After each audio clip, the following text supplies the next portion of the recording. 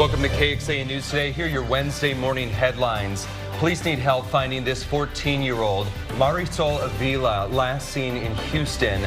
They believe she was with someone driving a tan late model Subaru Forester, unknown license plate. Police believe she is in grave or immediate danger. Today marks 1 year since the declaration of Travis County's public health crisis when it comes to the overdoses. Overdoses were the leading cause of accidental deaths in this county back in 2022. The medical examiner's office says 417 people died, more than half from fentanyl. Summer break is fast approaching, and Austin is hosting a press conference on children's mental health ahead of school letting out.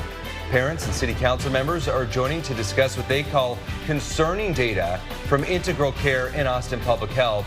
It's this morning at City Hall starting at 10.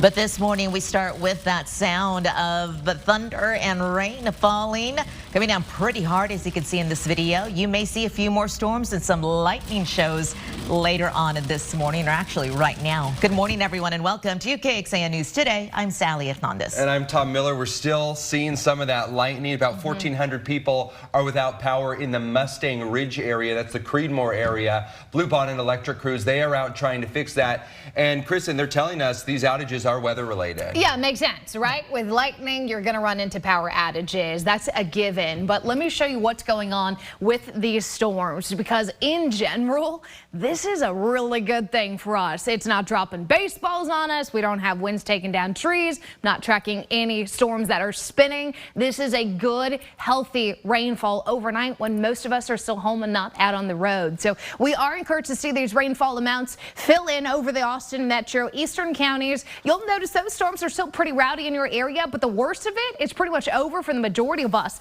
We're now just seeing this intense line of storms clearing Fayette County, and behind it just some leftover lightning and rainfall. Live look outside, Rock and Dirt Yard camera there in Buda, still showing me raindrops. Temperatures obviously going to be a little cooler. We've got rain out there. We are in those 60s from Mason to Fayette County. Fayette County, those 70s now will drop down to the 60s once that line clears you. But we knew that mesoscale convective complex, what is that? That's that cluster of storms that actually developed to our north and west. We knew it was coming in overnight. It did what it needed to do. We did not see any severe warnings overnight, which was a benefit too. A couple more spotty storms not out of the question here as we get into the afternoon. Temperatures will still make it to the upper 80s. Coming up, we're tracking what's left of the morning storms, what is ahead with your daytime rain chances, and your holiday weekend forecast. We get into Memorial Day, and we'll talk more about if we could see any rain and what those temperatures look like here in just a few minutes. Thank you, Kristen. It's a day burned into our collective memory. Today marking 1 year since that mass shooting at Robb Elementary in Uvalde. On this day 1 year ago, students were getting ready to go to school and finish up the school year. But on this day 1 year ago, 19 children and 2 teachers at Robb Elementary in Uvalde did not come back home to their families, and those families are still grieving. They're going to spend time together later, gathering in private. Schools closed for the day in Uvalde. This memorial in the town plaza is still in place. People still coming here to remember the children and the teachers who died.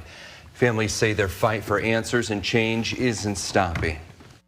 Every day, every second, you know, and just imagine everything you love getting ripped from you. Impossible to think about that. Surveillance video from the attack showing multiple police officers waiting in those hallways for more than an hour before confronting the gunman. Parents of the Uvalde mass shooting spent days at the Capitol earlier asking state lawmakers to raise the legal age to buy an assault rifle from 18 years old to 21, but that bill never even made it over to the House floor. Coming up this morning on the Today Show, more from these 3 mothers who lost their children talking about the attack.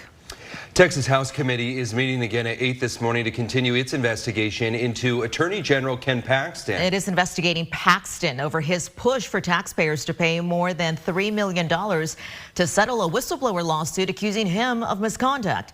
Now, that panel voted to issue a subpoena to Paxton's office, a letter saying to Paxton to reserve all of the evidence, preserve it. No comment from his office about 2 days meeting, but we know Paxton called House Speaker Dade Phelan to resign yesterday, and the timing of all this is questionable. He accused Phelan of being drunk while leading the House. So Phelan's office has not responded to our request for comment on this behavior, but instead pointed to an investigation into AG Ken Paxton's office. In a statement, Phelan's spokesperson said the motives for and timing behind Paxton's statement today couldn't be more evident, and added, Mr. Paxton's statement today amounts to little more than a last-ditch effort to save face. Over to Florida, Governor Ron DeSantis is expected to launch his presidential campaign today, with multiple sources telling NBC News he plans to have a discussion with Elon Musk. Sources say that DeSantis' team has talked with Musk for at least the last few weeks, and in those conversations, Musk reportedly suggesting he doesn't have confidence in the former president, Trump, and how he doesn't think that Trump can win back the White House. Back in our area, domestic violence victims may now have some more protection thanks to a new law. It's called the Natalia Cox Act, named after a Houston Tillotson College student killed by someone she barely knew. It requires police and doctors to give family or dating violence victims a list of resources and some legal options, like filing criminal charges or getting an emergency protective order. Catherine Salanya with Safe Alliance testified on the bill. Natalia Cox's family wishes they had more time with her. They say because of a lack of domestic violence resources, they lost her. Do you feel like this law could have saved your daughter's life? Definitely. That was been our only, I guess, regret that this wasn't in place beforehand. We truly believe that Natalia is going to save thousands of lives long after we're gone. Natalia's attorney said she tried to get a protective order before she was killed, but it was never signed. Natalia's accused killer is still waiting to go to trial. The Travis County DA's office has vowed to work with organizations like Safe Alliance to continue to try and provide resources and help for survivors. Conviction rates in family violence cases are going up in Travis County, according to the district attorney's office, from 40% in 2018 to 83% in 2022. DA's office says it's having trouble prosecuting some of the cases, though, because some victims are afraid to cooperate. If you have a pending felony family violence case, I hope that you will come forward and work with us to resolve your case. That's DA Jose Garza. He says there are 70 pending cases and says his office hasn't been able to make contact with those victims despite several attempts. An 8-year-old and his babysitter hit by a car here in Austin. Now the family is pushing to make a local road safer as traffic congestion continues to grow. And a grieving mother pushing a bill for food allergen awareness. What the bill up for discussion would change. Good morning, a live look outside, and we're traveling the roads for you as we kick off this Wednesday morning. You can see the rain coming down here in Austin. Not having any major impacts on the road right now, but don't be surprised if you see some lightning on your way into town this morning. I want to tell you about some legislation that aims to expand access to medical marijuana this session. It's likely going to fail. Missed a key legislative deadline here in Texas. This bill allows Texans living with chronic pain to get prescriptions for low THC edible cannabis. Right now, Texans with cancer, PTSD, epilepsy, and other chronic conditions, they're eligible. The latest legislation would expand that to a longer list of illnesses, but again, it remains stuck in a Senate committee. A grieving mother is back at the Texas House to push her bill for food allergy awareness in Texas restaurants, as well as give more training for food handlers. The bill would also require an educational poster to remind workers to be careful. Belinda Vaca holding up her son's picture. Her son, she lost him 9 years ago after he had an allergic reaction to a meal that he ordered at a Texas restaurant. She says he did ask 3 times if peanuts were in his meal. He was allergic to that, repeatedly told no, but then later died that night. I let them know immediately that my only child had died at 1 o'clock in the morning after coming into their restaurant the day before. And they said their response was, well, he asked for peanuts, not peanut butter. So my son died because of ignorance. The bill was kept alive after last night's vote, but still needs one more approval to move forward. The Texas Restaurant Association tells us they do support it because it adopts practical statewide standards. It may soon be a dreaded day for a lot of Netflix users. The streaming giant announcing it's starting to notify subscribers they will be charged a new monthly fee if they're sharing their account with family or friends. Pretty soon, if you are using someone else's password and you don't live in their household, then at some point your device is just no longer going to work. Coming up on the Today Show, what steps you can take to keep your streaming family together for just a couple of more dollars a month. So we'll talk about that, but we're also going to talk about your weather this morning. Yeah. I think that's a really important topic because what an impressive light show, I right? know, and it was nice to see the rainfall, Yeah. hear the rainfall, I think, for many of us. Let me show you what it looks like now, because clouds and radar showing the most intense band of this storm complex is now out in Fayette County, and it's going to continue to clear to the east. What's left behind? Some lightning and some light to moderate rain. So let me zoom this down, pick on the grains for a little bit. You can see pockets of heavier rainfall here and a lot of lightning. This leading edge of the complex is what's bringing the heaviest amount of rain, the most impressive lightning. Behind it, a few flashes still here and there. Temperatures are going to be cooler underneath this rain too, but the light to moderate rain continues over I-35, over Travis and Williamson County. So be sure you are factoring in plenty of extra time for your morning drive, because you're likely going to have to take it a little slower here with some of those wet roads out there. Temperatures are in the 60s area wide. I just showed you, what, 15 minutes ago, temperatures in the 70s out in Fayette County. Well, now look at the rain cool there, dropping you down to the 60s with the rest of us. Temperatures are pretty much down 2 to 5 degrees in most areas, but we will recover today with afternoon highs likely to return back into the upper 80s. Morning storms clear. Watching for a few storms to return this afternoon. So as we watch this round one kind of die off as we get into the later part of the morning, I am expecting some sunshine to get in here through about midday. That sunshine, couple leftover boundaries here from the morning activity could trigger a couple more isolated storms late afternoon and evening. So that will be something to watch. I'm thinking western counties will be favored here, so along and west of I-35. But then again, we'll be watching for the possibility of storms to our north and west, clipping us overnight into tomorrow morning. So we've been looking at, what is it, the third day in a row now that we've got storms developing out of the area, then pushing in our direction late at night. The severe storm threat is lower today. It's a 1 out of 5 in the hill country. General risk of storms elsewhere. So not expecting widespread severe weather, but all it takes is one, right? And I wanted to show you the overnight activity starting the clock this evening. Look at those storms developing all the way from the Panhandle and then pushing towards the I-35 corridor. So these storms have a truck ahead of them for sure. By the time they actually reach Central Texas, they start to fall apart. Low rain chances kind of here and there, not anticipating anything in the way of significant or heavy rainfall. It'll just be a couple isolated storms once we get past today. So scattered showers this morning, scattered showers and isolated storms as we get into this afternoon. But again, your rain chances are low. We've got mainly dry skies Thursday, Friday, Saturday, and then Monday, Tuesday, our next upper level low comes in. That'll bump up the rain chances. Temperatures will stay in the upper 80s to low 90s.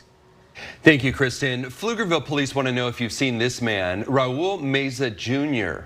Police are calling him a person of interest in the death of Jesse Fraga. The 80-year-old's body was found Saturday at his home on Campfire Trail. Police say Meza was seen driving the victim's gray Toyota Tundra. Officers did later recover the truck. The Texas Department of Public Safety remembered those that they lost in the line of duty throughout the department's history at the 2023 Peace Officers Memorial Service. It was a service at DPS headquarters here in Austin with Lieutenant Governor Dan Patrick serving as the guest speaker. In total, 226 DPS officers have given their lives in the line of duty. Target says it's pulling some merchandise celebrating Pride Month. Says it's leading to employees being threatened there. The company making that announcement that it was, quote, removing items that have been at the center of the most significant confrontational behavior. Target did not say which items were removed, though. And here in Travis County, the county being honored for its work from home program. National Association of Counties presenting the awards to county leaders. Travis County had to show proof it deserved that recognition by showing how it improved productivity and morale. So the county welcoming that, but the city of Austin not so much. Different story for workers who work for Austin city officials. Some employees are required to return to the office next month, and the union representing them are not happy about it. They're prepared to fight it in the new policy. Now, Travis County says its work from home success has worked so well, it's launched its flexible policy at the start of the pandemic. We gave the managers and the supervisors the flexibility, and we were clear, this only applies to people who don't have to be at work to do their jobs. County Commissioner Bridget Shea says the policy is so successful that it's led to a long list of qualified applicants. This is KXAN Sports, brought to you by Thomas J. Henry. Good morning to you. Big 12 baseball tournament begins later this morning in Arlington. First up, it is Kansas State and TCU. Then the Longhorns take the field, and they'll likely go with their ace Lucas Gordon against Kansas. Gordon on Tuesday named the Big 12 Pitcher of the Year. The junior from Los Angeles, a 6-1 record, 2.48 earned run average, and he has been their most consistent starter in that Friday night role. The big addition of LeBaron Johnson into the weekend rotation has paid dividends, and he is first team All Big 12 with that 7-2 record. 3 position players. You know, you go after the transfer portal, you want to land guys to fill a need, and they did. Porter Brown, the TCU transfer, first team All Big 12, 12 homers, 54 RBIs, and catcher Garrett Gilmette from USC, 317 average, 11 home runs and 58 RBIs, and then, well, the veteran Dylan Campbell, so good in the postseason last year. He had those moments in the Super Regional against East Carolina, has the hitting streak, and he has all the respect of his teammates. DC's, he's a super confident kid, and you know, I've seen that confidence grow over the past year as well. He had some really big moments last year in the postseason, and you know, you can see that carry over into this season, and now as we ramp up closer to the postseason, you can see him really start to flourish again, which is awesome. I saw an Instagram comment from Cam Williams, who played here a couple years ago, Hammer, and it said DC is the Mookie Betts of college baseball. And you know, I like the comment because that was it's super accurate. The way he goes about the game, the way he plays the game, the way he treats his teammates, all of that is very mature, and he's a great teammate. So he's electric out there, and it's super fun to play with. Longhorns would love to win the Big 12 title, but at least they'd like to win a couple of games and improve their resume heading into Selection Monday, where right now they're kind of on the border of being one of those 16 regional hosts, basically looking at all the projections that are going on around college baseball. Again, they play the second game of the day, Oklahoma State the third game, Texas Tech, West Virginia, the final of the 4 games today in Arlington. Thanks for joining KXAN News today. You can also listen to KXAN News Nightly every weekday after 5:30 p.m. for in-depth coverage on what matters most to you.